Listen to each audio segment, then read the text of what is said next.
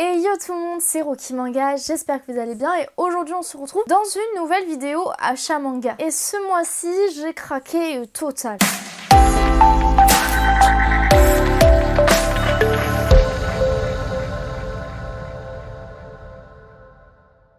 On va changer de manière de faire, je vais comment? Dites-moi si vous préférez cette version ou la version d'avant, mais on va changer un peu la manière de faire dans cette vidéo. Je vais vous présenter les tomes que j'ai achetés éditeur par éditeur. De l'éditeur où j'ai acheté le plus de mangas à l'éditeur auquel j'ai acheté le moins de mangas. Dites-moi en commentaire si vous préférez cette manière de faire ou la version d'avant. Et d'ailleurs, si tu aimes bien mon contenu, n'hésite pas à t'abonner, ça me ferait super plaisir parce que vous êtes plus de 50% à regarder mes vidéos et à ne pas être abonné. Enfin bref, on va commencer avec le premier éditeur qui est Delcourt Tonkam. Et d'ailleurs, si tu regardes cette vidéo et que tu ne me connais pas, j'achète exclusivement de l'occasion. D'ailleurs, vous allez voir que ce mois-ci, j'ai un peu fait des dingueries. J'ai pas du tout acheté que de l'occasion, j'ai même acheté pas mal de neuf. Mais d'habitude, j'achète que de l'occasion, d'accord? Et on va commencer avec du Ascension. J'ai acheté le tome 2, 12 et 13. Et j'ai acheté le tome de 9 parce que je voulais tellement lire la suite de Ascension que j'ai pas pu attendre. Voilà, je suis désolée, j'étais impatiente, c'est comme ça. Et du coup, j'ai acheté le tome de 9. Mais j'ai acheté les deux autres, les tomes 12 et 13 d'occasion grâce à une petite astuce qui me permet de gagner un peu d'argent et qui vous permet de vous économiser aussi de l'argent. Je vais du coup vous partager mon petit code Rakuten. En fait, quand vous achetez des mangas sur Rakuten et en vous inscrivant au club R, donc c'est totalement gratuit, hein, il faut juste rentrer son mail et se créer un compte. Et ben quand vous êtes sur votre panier et que vous rentrez mon code, vous allez avoir moins 10 € sur votre panier pour un minimum de 20 € d'achat, mais du coup vous pouvez même acheter du neuf avec et ça vous fait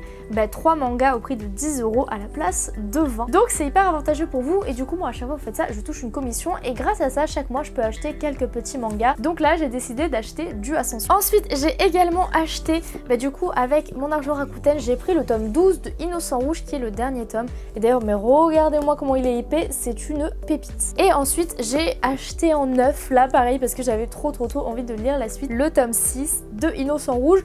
Du coup je suis au tome 6, j'ai le tome 12, bon il manque tous les tomes entre, mais ça c'est qu'un détail. Ensuite je me suis complété Vagabond et là j'ai fait pareil, c'est-à-dire que avec l'argent que j'ai eu sur Rakuten, je me suis acheté le tome 9 et 12 d'occasion de Vagabond et j'ai acheté le tome 5, 9 parce que du coup j'étais au tome 4 et j'avais envie de lire la suite. Vagabond c'est un manga incroyable de samouraï et les dessins sont incroyables. Je vous en parlerai plus dans une vidéo où je vous présenterai ce manga là directement, mais je vous le recommande. Et du coup ce mois-ci, 3 petits tomes de Vagabond. On avance doucement mais sûrement, moi je vous le dis. Le mois dernier on était à 4 tomes, là on est à 3 tomes. Pour ceux qui ne savent pas, l'année dernière je m'étais donné comme défi de rattraper Kingdom. Je fais ça parce qu'ils sont là-haut. Et j'ai réussi à rattraper l'apparition de Kingdom en un an, mesdames et messieurs, en un an seulement. Donc je pense que cette année ma mission va être de rattraper tout Vagabond. Pour ceux qui ne savent pas, il y a 37 tomes. Donc 37 tomes c'est faisable, hein, parce qu'on a fait Kingdom l'année dernière. Donc 37 tomes c'est faisable. Ensuite on va passer à Kana. Et oui, alors ce mois-ci j'ai commandé beaucoup chez Kana. D'habitude c'est un éditeur chez lequel j'ai peu de titres en fait. Donc d'habitude c'est pas autant, mais là vraiment j'ai tout acheté. On commence avec d'occasion le tome 8 de Love Fragrance qui est une série de romance que j'adore, qui est d'ailleurs un josei si je ne me trompe pas, parce que la série live de chez Kana il me semble que c'est que des josei et que j'adore, et du coup là je trouvais la suite donc j'étais trop contente. Ensuite ça, alors quand je vous dis comme ça, essayez de deviner le titre, je vous laisse 5 secondes, mais pour ceux qui ne l'auraient pas deviné, c'est tout simplement Bonne Nuit Poun Poun de Inyo Asano, qui est un manga incroyable. D'ailleurs ce tome est très épais et je l'ai fait d'occasion, et en fait je sais pas pourquoi c'est une série que je n'arrive pas à trouver d'occasion, et là j'ai enfin trouvé le tome 9. Bon du coup j'avais que les 3 premiers tomes, donc là tout de suite je ne vais pas pouvoir le lire. Comme vous allez pouvoir le voir, en fait ce mois-ci je n'ai quasiment aucun tome que je peux lire à part les tomes que j'ai achetés en neuf, parce que tout simplement c'est les aléas de l'occasion. Et je dois vous avouer un truc, c'est que depuis septembre je n'achète beaucoup moins de mangas. En fait j'en achète à peu près 10 par mois, bon sauf ce mois-ci où j'ai trouvé plus, mais j'en achète à peu près 10 par mois parce que je n'arrive plus à trouver des mangas d'occasion à un prix raisonnable. Et je vais souvent à une boutique que vous devez connaître qui s'appelle le Bazar du Manga, où les prix restent raisonnables parce que les tomes d'occasion sont aux alentours de 5 €, 4,50 €, 5 €. Mais malheureusement j'ai discuté avec les vendeurs et en ce moment ils rentrent 2 fois moins de mangas d'occasion qu'avant. Je ne sais pas pourquoi, je sais pas, les gens ont décidé de garder leurs mangas, mais les gars, en fait si vous aimez pas une série, revendez-les, comme ça nous on peut les acheter et peut-être que nous on va les kiffer, d'accord? Parce que moi après je suis là, je galère, je trouve plus rien d'occasion. Mais que ça veut dire que Bonne Nuit Poun Poun c'est cool et que j'aimerais grave trouver la suite s'il vous plaît. Ensuite quelques grands formats, j'ai trouvé le tome 1 de Boys Abyss d'occasion. Alors Alors je voulais trop commencer cette série et je suis pas déçue. Par contre, vu que c'est verni là, il y a des traces de doigts, j'espère que vous les verrez pas sur la couverture. Mais c'est un manga psychologique que je ne recommanderais pas à tout le monde. D'ailleurs, il y a marqué pour public averti, je sais que la pastille rouge, mais c'est un manga grave bien. Par contre, c'est un truc que je pourrais reprocher à ce manga, c'est ça. Les gars, vous avez déjà vu un manga aussi souple ou pas? Mais sinon, l'histoire est super et l'édition est plutôt belle. Par contre, ouais, s'il y a un truc que je pourrais reprocher, c'est que le manga n'est vraiment pas d'une super bonne qualité. Et pourtant, il coûte un truc genre 13 €. Heureusement que je l'ai trouvé d'occasion à 7 ou 8 € parce que j'ai pas mis autant d'argent là-dedans. En parlant de manga qui vaut cher, mais celui-là il vaut cher pour quelque chose, c'est la Perfect de Naruto. Enfin, l'édition Hokage, soyons plus clairs, et ben cette édition Hokage, elle est magnifique parce que pour 15 €, certes c'est un prix, mais on a 2 tomes à l'intérieur. En plus de ça, c'est un grand format, on a quelques pages couleurs et on a tout simplement du contenu exclusif qui a été fait spécialement pour l'édition Hokage. Donc je trouve ça très cool pour le coup et ça vaut son prix. Et je l'ai trouvé, il me semble, à 8 €. Voilà, souvent je les trouve dans des cash express, cash converters. C'est l'endroit où les mangas sont le moins chers et c'est le plus rentable. Après ça a vachement augmenté. Je sais qu'il y a de ça pas longtemps, 2-3 ans, hein, je trouvais des mangas à 1,50 € dans les cash express. Aujourd'hui, je dois vous avouer qu'ils se sont alignés, hein, ils sont en général à 4-5 € les mangas dans les cash express. Mais ça vaut toujours le coup pour les grands formats parce que là, le tome 6 à 8 €. Et pour finir avec Kana, j'ai acheté le tome 11 de Shai, qui est un manga de super-héros que j'aime beaucoup si vous me suivez. Et du coup voilà, j'ai pris la suite. Je peux pas le lire, hein, encore une fois, parce que j'ai que jusqu'au tome 9, mais ça viendra. Ensuite on va passer à Pika, qui est quand même... En fait Pika, je vous explique, sponsorisez-moi, parce que vous savez combien j'ai de mangas chez vous, Pika?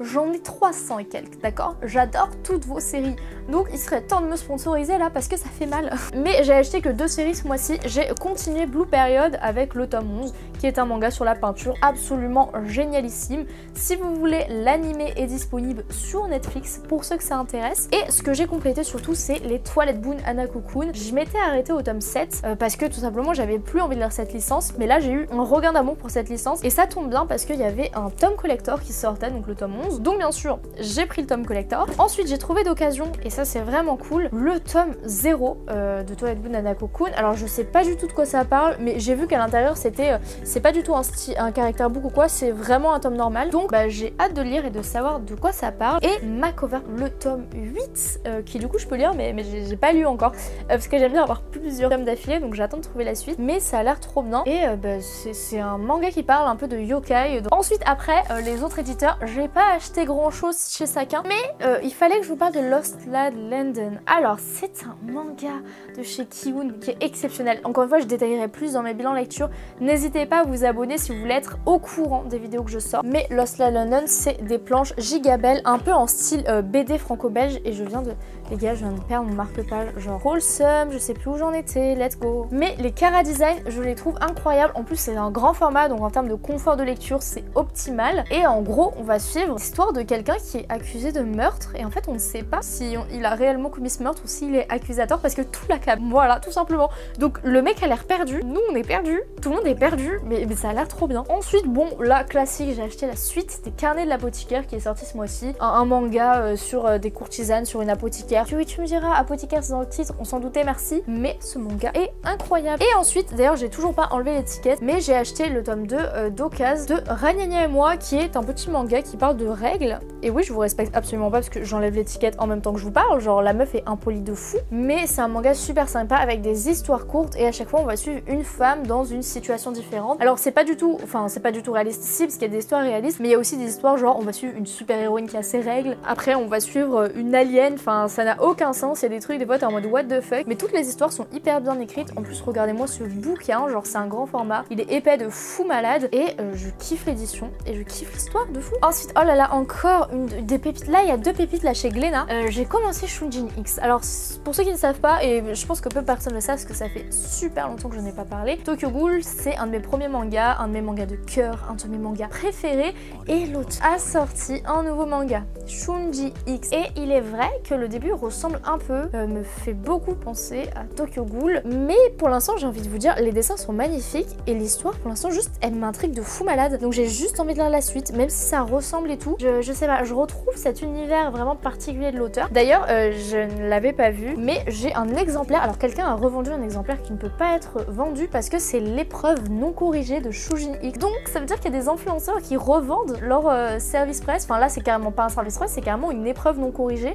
Donc c'est totalement interdit parce que les épreuves non corrigées, comme dit dans le titre, c'est non corrigé. Donc en fait, c'est pas les mangas qui vont vous être vendus au grand public. C'est-à-dire qu'après, derrière, il y a peut-être eu des modifications. Il y a des planches qui ont été retravaillées, peut-être même redessinées totalement. Peut-être même qu'il y a des pages qui ont été supprimées. Donc voilà, petite prévention, les gars, il est totalement interdit de vendre des épreuves non corrigées. Là, ça va que c'est moi qui l'ai acheté, du coup, je sais ce qu'il en est. J'ai déjà eu des épreuves non corrigées sur la main.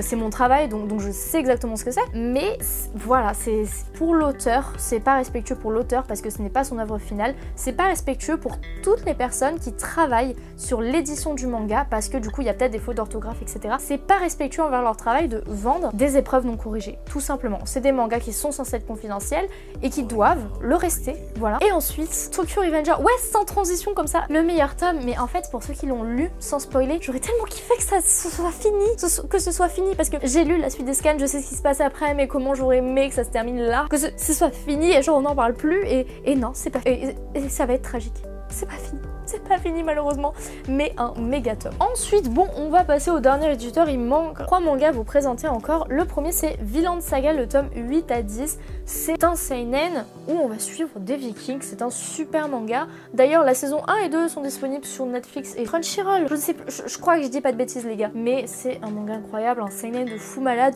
Une ref dans le seinen, hein, clairement. Ça fait partie de ces seinen que il faut avoir lu. Voilà. Pour moi, si je devrais vous recommander quelques seinen, ce serait Vagabond, Innocent, Vinland Saga, Kingdom, est-ce un seinen? Je ne sais pas, mais si c'en est un Kingdom, bien sûr, x1000. Et Manchuria Opium Squad, voilà, moi c'est mes seinen préférés. Ah oui, et Berserk, voilà.